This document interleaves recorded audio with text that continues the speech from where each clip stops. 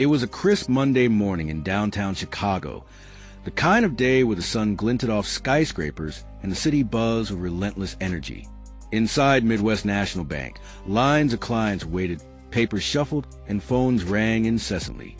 Among them stood Angela Thompson, a self-made CEO of a tech startup valued at over $50 million.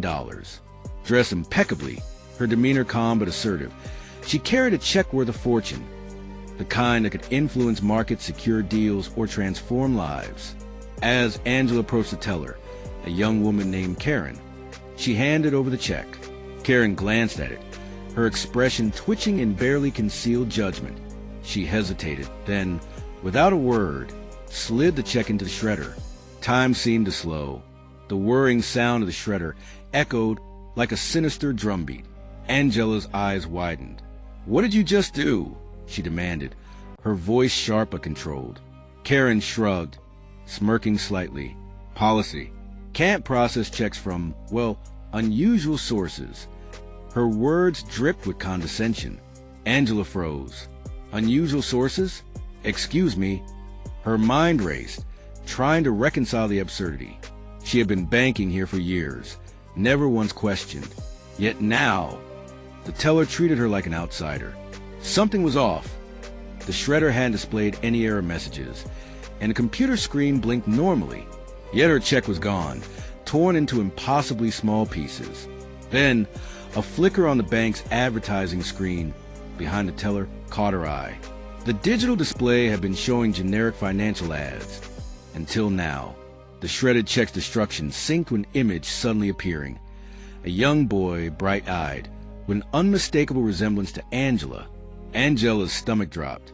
That boy was her son, Marcus, who had been overseas studying technology and finance for the past year. Why was his face appearing now on a massive public display inside a bank at the exact moment her check was destroyed? The coincidence was impossible. Karen glanced at the screen, confused, then at Angela. "Is that your son?" she asked, her tone shifting from arrogance to uncertainty. Angela's mind raced. This wasn't random. Someone had orchestrated this moment. Someone who knew the value of timing, optics, and spectacle. She felt her pulse quicken, realizing that what began as a petty act of condescension might be part of a much larger, sinister plan.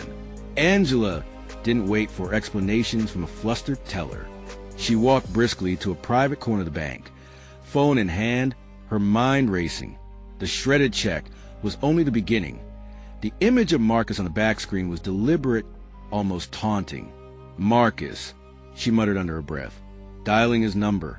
The line rang 3 times before he picked up, his voice calm yet tinged with curiosity. "Mom? What's wrong?"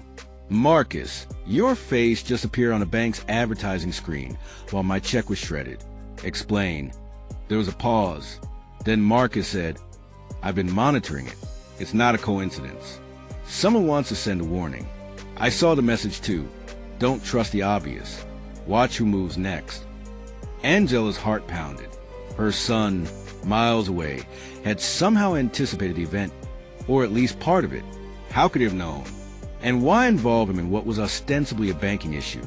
Angela returned to the teller, trying to remain composed. Karen avoided her gaze, hands trembling slightly. Something about the teller's behavior now felt rehearsed, almost robotic.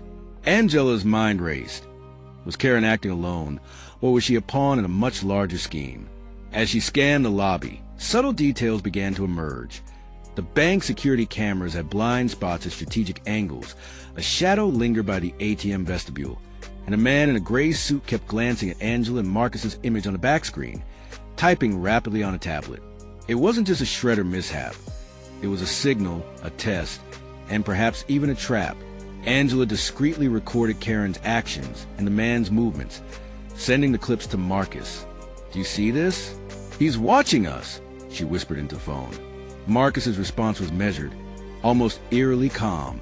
"Mom, I think you've just stumbled into something bigger than a bank mistake. That man isn't random, and the shredder was just a distraction. Someone wants us focused on the wrong thing, while the real target remains hidden." Angela felt a chill run down her spine. Every interaction, every movement seemed orchestrated, as if the entire bank, its employees, cameras, even the back screen, were components in a meticulously planned game. Angela stepped cautiously onto the sidewalk, her mind spinning with calculations. The figure across the street was just out of clear view, but something about the posture, the way he shifted weight, the careful glances, spoke of deliberate surveillance. Every instinct honed over years of leading a tech empire screamed. This was not random. She dialed Marcus again, whispering, "Do you recognize him?" Marcus's voice, calm and precise, came through. "I've seen that stance before. He's not an ordinary stalker. Someone trained, someone patient, and very deliberate. Mom, he's a professional." Angela's stomach nodded. A bank shredder, a cryptic message, a back-screen image of her son. All of it was coordinated, calculated, and dangerous. The man moved as if anticipating her every step, keeping just enough distance to remain elusive. Angela noticed subtle inconsistencies. He didn't check his phone, didn't interact with passers-by, and his movements synchronized eerily with the patterns Marcus had described in his warnings. She ducked into a small cafe across the street, keeping him in her peripheral vision while sending a live video feed to Marcus. "Look, he's following me," she whispered. Marcus analyzed the footage instantly. "Mom, this is bigger than a stolen check. He's not here for money. He's here for leverage, and your check, it was bait." Angela's heart raced. "Leverage for what?" Marcus replied, his tone tense. "Someone is testing your reactions, your networks, your instincts. And I think the target isn't you. It's me. They're trying to manipulate both of us. See how far we'll go." Angela's pulse surged. Suddenly, the back-screen memory flashed in her mind. Her son holding an envelope, the cryptic message. "Don't trust the obvious. Watch who moves next." It wasn't just a warning. It was a call to action. Angela's chest tightened as the man approached, calm and measured, his eyes locked on hers like a predator studying its prey. The cafe's hum faded into silence in her mind. Every instinct told her that a confrontation was inevitable, and that hesitation could be fatal. "You've been careful," he said smoothly. "But care isn't enough when the game has already started. Do you know who orchestrated today?" Angela froze. The word sent a shiver down her spine. Someone had engineered the shredded check, the back-screen image of Marcus, and the cryptic messages. The stakes were no longer abstract. They were immediate, deliberate, and terrifying. The man reached into his coat, revealing a tablet that displayed multiple surveillance feeds.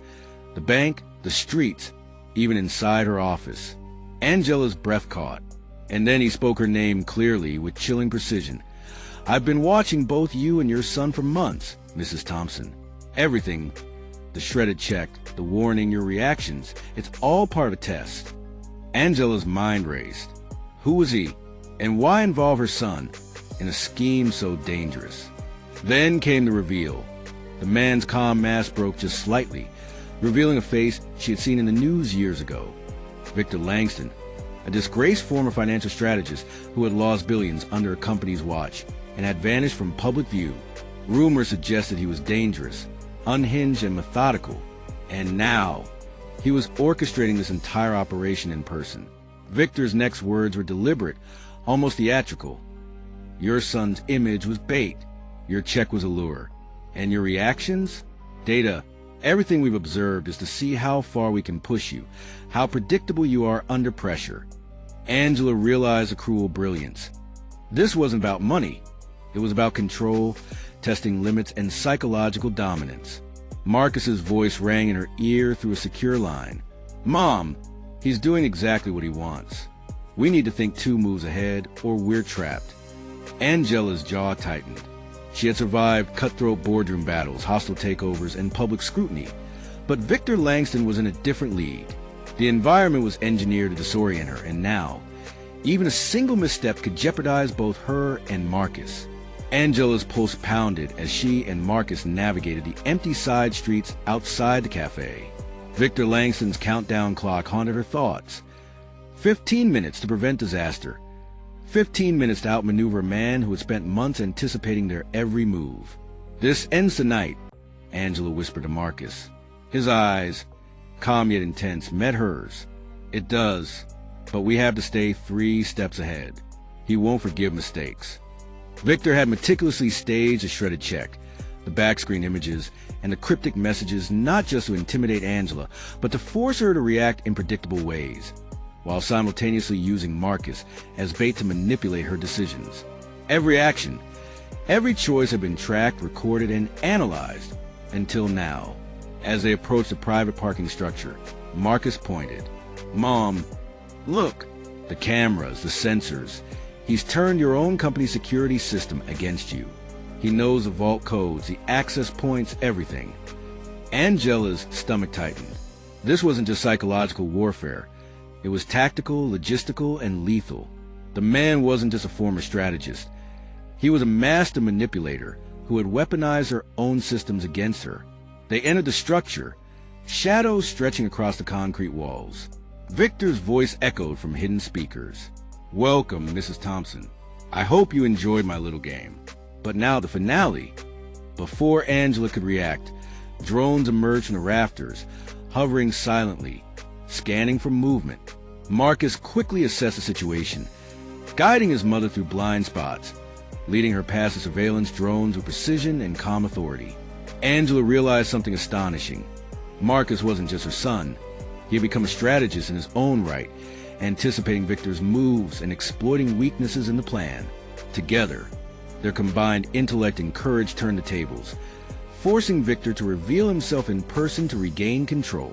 Victor emerged from a hidden alcove, holding a tablet displaying live feeds of Angela's office vault. "You're clever, but not clever enough," he sneered. Angela, steady despite the tension, stepped forward. "It's not about cleverness. It's about resilience. You miscalculated one thing. You underestimated the people who refuse to be controlled." Marcus and Angela coordinated flawlessly, using the building's layout, shadows, and Victor's reliance on technology against him. Within minutes, Victor's escape routes were blocked, the drones neutralized, and the tablet cut off. The master manipulator found himself trapped, outmaneuvered, and facing the consequences of his own hubris. Angela realized the truth she had always known but never fully appreciated. True power lies not just in wealth or intelligence, but in courage, adaptability, and the ability to act decisively under pressure. Even the most meticulously planned schemes can be undone by resilience, strategy, and trust between allies. Victor was taken into custody, his elaborate scheme exposed, but Angela knew the lessons would linger. Vigilance, decisiveness, and courage were her true assets. As they walked out into the morning sunlight, Marcus turned to his mother. "We've won this battle, Mom, but the network he was part of? They're still out there. Someone bigger is watching." Angela's eyes hardened. "Then we stay ready. This isn't over." And in that moment, they understood. The shredded check had been just the opening move in a much larger game, and the real challenge, the fight for survival against unseen enemies, was only just beginning. Subscribe for more interesting and powerful stories.